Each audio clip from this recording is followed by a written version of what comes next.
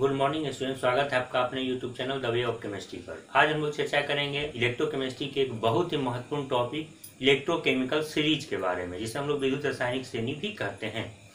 Electrochemical series है क्या? सबसे पहले हम लोग इसको समझें। इलेक्ट्रोकेमिकल सीरीज एक प्रकार की श्रेणी है, सारणी है, जो किसी भी इलेक्ट्रोड के मानक इलेक्ट्रोड विभव को एक क्रम में सजाने पर प्राप्त होती है और इसके आधार पर बहुत सारे रासायनिक गुणों की व्याख्या भी की जाती है। तो इलेक्ट्रोकेमिकल सीरीज है क्या? तत्वों को उनके मानक इलेक्ट्रोड विभव के क्रम में सजाने पर एक श्रेणी प्राप्त होती है, पर प्राप्त श्रेणी विद्युत रासायनिक श्रेणी कहलाती है। When elements are arranged with a series of their standard electrode potential, then the series is known as electrochemical series। तत्वों को उनके मानक इलेक्ट्रोड विभव के क्रम में सजाते हैं, जो श्रेणी प्राप्त होती है उसे हम लोग कहते हैं विद्युत रासायनिक श्रेणी। मानक इलेक्ट्रोड विभव हम लोग प्राप्त कैसे करते हैं? इसके कई तरीके हैं। एक आसान तरीका क्या है? एक तरफ हम लोग हाइड्रोजन मानक इलेक्ट्रोड को रख देते हैं और दूसरी तरफ कोई धातु लेकर और उसके धातु के इलेक्ट्रोलाइट के विलयन में डाल देते हैं। उनको परिपथ से जोड़कर और साल्ट ब्रिज से जोड़कर हम लोग वोल्ट मीटर की सहायता से उसका मानक इलेक्ट्रोड विभव ज्ञात कर लेते हैं। एक कंडीशन रखकर 298 केल्विन ताप, एक वायुमंडलीय दाब और एक मोलरता के सांद्रण पर, और इस प्रकार से हमें प्राप्त होता है उस मेटल की एक मानक इलेक्ट्रोड पोटेंशियल की वैल्यूएशन के बारे में जानकारी। और इसी को हम लोग जब क्रम से सजाते हैं तो एक श्रेणी बनती है, और यह श्रेणी क्या कहलाती है? इलेक्ट्रोकेमिकल श्रेणी अर्थात विद्युत रासायनिक श्रेणी। यह जो श्रेणी है यह मानक इलेक्ट्रोड विभव को क्रम पर सजाने पर प्राप्त होती है, और इसी श्रेणी को हम लोग कहते हैं इलेक्ट्रोकेमिकल सीरीज। ऐसे एक लघु रूप है, संक्षिप्त विवरण है। ये सारे एलिमेंट्स के साथ एक श्रेणी प्राप्त हो सकती है। इसके संक्षिप्त जो महत्वपूर्ण एलिमेंट्स हैं उनके श्रेणी सामने इस प्रकार से बनाई गई है। इस विद्युत रासायनिक श्रेणी की प्रमुख विशेषताएं कुछ इस प्रकार से हैं। इससे पहली प्रमुख विशेषता है, इस श्रेणी में हाइड्रोजन से ऊपर मौजूद या ऋणात्मक मान वाला धातु जलीय विलयन से हाइड्रोजन गैस मुक्त कर सकता है। In this series the negative standard electrode potential value containing metal involves H2 gas from aqueous solution. यानी इनका इलेक्ट्रोड पोटेंशियल वैल्यू है, स्टैंडर्ड इलेक्ट्रोड पोटेंशियल वैल्यू है, वो यदि निगेटिव है तो एक्वस सॉल्यूशन से हाइड्रोजन गैस को विस्थापित कर सकते हैं। उदाहरण के तौर पे जस्ता निगेटिव इलेक्ट्रोड पोटेंशियल वैल्यू को कंटेन करता है इस श्रेणी के आधार पर। इसको यदि हम लोग HCl में डालते हैं तो यह जिंक क्लोराइड का निर्माण करता है और हाइड्रोजन गैस को मुक्त करता है। लेकिन यदि तांबा की बात करें, तांबे को हाइड्रोक्लोरिक एसिड में डालेंगे तो यहाँ पर H2 गैस मुक्त नहीं होगी, यहाँ रिएक्शन नहीं होगा। कहने का मतलब यह है कि तांबा का जब इलेक्ट्रोड पोटेंशियल वैल्यू हम लोग इस श्रेणी में देखते हैं तो ये मिलता है +0.34 वोल्ट, जो कि पॉजिटिव वैल्यू है, इसलिए हाइड्रोजन गैस को मुक्त नहीं कर सकता। लेकिन जस्ता की बात करते हैं तो इस श्रेणी में वैल्यू है -0.76 वोल्ट, जो निगेटिव वैल्यू है। तो निगेटिव वैल्यू वाला किसी भी सॉल्यूशन से जहां हाइड्रोजन मौजूद है उससे हाइड्रोजन गैस को मुक्त कर सकता है। लेकिन यदि पॉजिटिव वैल्यू वाले की बात करें, इसके जगह पर हम चांदी लें तो चांदी का वैल्यू पॉजिटिव होता है स्टैंडर्ड इलेक्ट्रोड पोटेंशियल का करीब 0.80 वोल्ट के करीब होता है।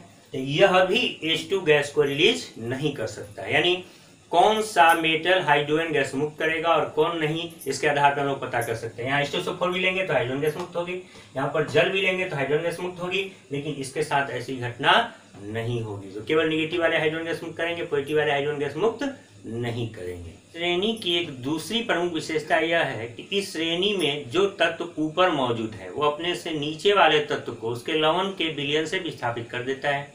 ये नीचे वाला ऊपर वाले को विस्थापित नहीं करता है। लेकिन यहाँ नीचे और ऊपर वाले में एक चीज ध्यान देने योग्य बात यह है कि यदि ऊपर में निगेटिव वाले को और नीचे पॉजिटिव वाले को रखते हैं क्रम में, तब यह क्रम लागू होता है। हालांकि सामान्यतः श्रेणी में यही क्रम होता है। तो ध्यान देंगे यहाँ पर, इस सारणी में ऊपर मौजूद या ऋणात्मक मान वाला धातु अपने नीचे वाले या धनात्मक मान वाले धातु को उसके लवण से विस्थापित कर सकता है। In this series the metals which contain negative standard electrode potential value displaces the metal containing respective positive standard electrode potential value। यानी रिस्पेक्टिव शब्द का प्रयोग इसलिए यहाँ किया गया कि दो निगेटिव वैल्यू वाले हैं, तो जिसका सबसे कम वैल्यू होगा वो अपने से थोड़ा सा भी ज्यादा वैल्यू वाले को उसके लवण से विस्थापित कर देता है। उदाहरण के तौर पे यदि हम लोग जस्ते को कॉपर सल्फेट के विलयन में डालते हैं तो जस्ता का वैल्यू होता है स्टैंडर्ड इलेक्ट्रोड पोटेंशियल का -0.76 वोल्ट के करीब और तांबे का +0.34 वोल्ट के करीब। तो जस्ता निगेटिव वैल्यू वाला है और तांबा पॉजिटिव वैल्यू वाला। तो जस्ता करता क्या है, तो तांबा को हटा देता है। रिएक्शन होता है ZnSO4 + Cu, यानी तांबा को विस्थापित कर दिया और जस्ता खुद रिएक्शन कर लिया। तो बहुत सारे रिएक्शन को इसके आधार पे हम लोग समझ सकते हैं, व्याख्या कर सकते हैं। लेकिन यदि बात हो जाए Cu + ZnSO4 की, तो यहाँ पर कोई रिएक्शन नहीं होगा। यही हम लोग इस श्रेणी से बड़ा आसानी समझ सकते हैं। तांबा यदि हम लोग डालते हैं ZnSO4 के घोल में तो रिएक्शन नहीं हुआ, क्योंकि निगेटिव है और पॉजिटिव वाला निगेटिव वाले को नहीं हटा सकता। निगेटिव वाला पॉजिटिव वाले को हटा सकता है और उसके जगह पर अपने आप को, दूसरे को हटाकर उसके जगह अपने आप को व्यवस्थित कर सकता है। तो जस्ता का वैल्यू निगेटिव था तो उसने कॉपर को हटा दिया, लेकिन तांबा का वैल्यू चूंकि पॉजिटिव है तो निगेटिव वाले को नहीं हटा सकता, यानी ये रिएक्शन कभी भी संपन्न नहीं होगा। इसके आधार पर एक क्वेश्चन भी आगे हम लोग चर्चा करेंगे। क्वेश्चन पूछा जाता है, क्या जस्ते के पात्र में कॉपर सल्फेट का विलयन रखा जा सकता है? उत्तर होगा नहीं। क्यों?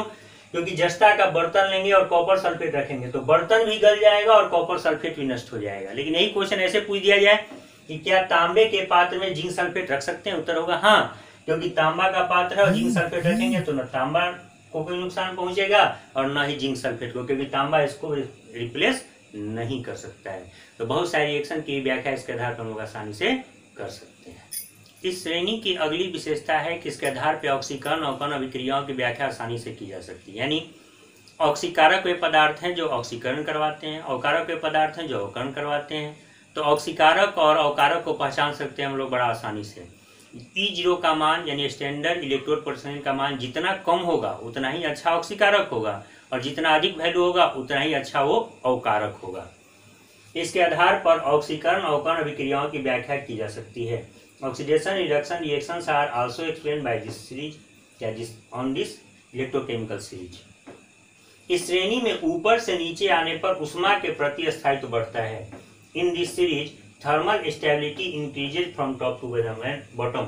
यानी अगली जो विशेषता है वो ये है, इस श्रेणी में ऊपर से नीचे आते हैं, ऋणात्मक से धनात्मक की ओर आते हैं तो उष्मा के प्रति स्थायित्व बढ़ता है। यानी वो ज्यादा गर्म करेंगे तब जाकर के टूटेगा। उष्मा के प्रति स्थायित्व का मतलब होता है कि कौन गर्मी को या उष्मा को ज्यादा से ज्यादा झेल सकता है। तो यदि निगेटिव ऊपर रखें और पॉजिटिव नीचे तो थर्मल स्टेबिलिटी बढ़ेगी, यानी निगेटिव वाले का थर्मल स्टेबिलिटी कम होगा और पॉजिटिव वाले का थर्मल स्टेबिलिटी ज्यादा होगा। स्टेबिलिटी अर्थात अस्थायित्व, थर्मल स्टेबिलिटी मतलब उष्मा के प्रति अस्थायित्व।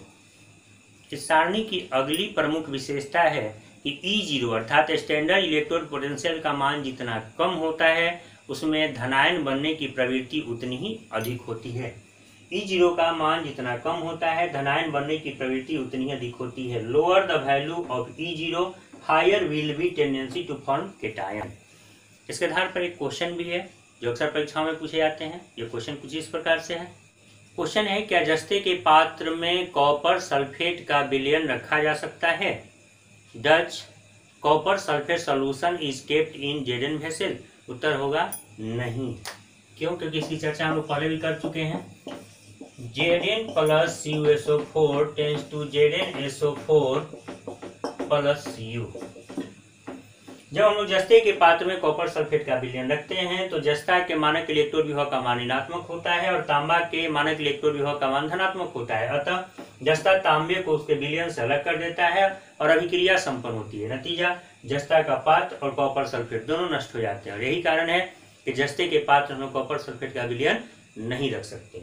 इसको एक और चीज हम लोग समझ सकते हैं। सल्फेट पे 2- तो तांबा पे 2+, यहाँ सल्फेट पे 2- तो जिंक पे 2+। अब इसका से लिखना हो तो से लिखने के बारे में बताए थे। Zn/Zn2+ Cu2+Cu। जस्ता ने इलेक्ट्रॉन का त्याग किया, ऑक्सीकरण को बाईं ओर, तांबा ने 2 इलेक्ट्रॉन लेकर के Cu दिया, इसलिए अवकरण को दाईं ओर। अब इसका वैल्यू होता है -0.76 वोल्ट और इसका +0.34 वोल्ट श्रेणी के आधार पर या सारणी के आधार पर। तो E0 का मान यदि हमको लिखना हो तो E0 सेल बराबर होता है E0R - E0L। तो राइट में से लेफ्ट को घटाएंगे यानी +0.34 घटाओ और यहाँ माइनस पहले से है तो -0.76 वोल्ट। ये +1.10 वोल्ट होगा। तो एक इस न्यूमेरिकल के आधार पर भी इसकी व्याख्या हम लोग कर सकते हैं कि इस रिएक्शन के आधार पर सेल कुछ इस प्रकार से होगा और जिसका मानक इलेक्ट्रोड विभव का जो वैल्यू है वो धनात्मक है, जो दर्शाता है कि यह सेल बनेगा और सेल बनेगा यानी अभिक्रिया होगी, अतः दोनों नष्ट हो जाएंगे।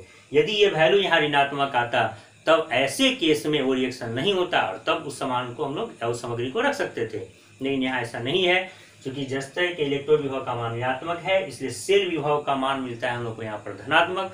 और यहाँ दो तरह से हम लोग एक्सप्लेन कर सकते हैं।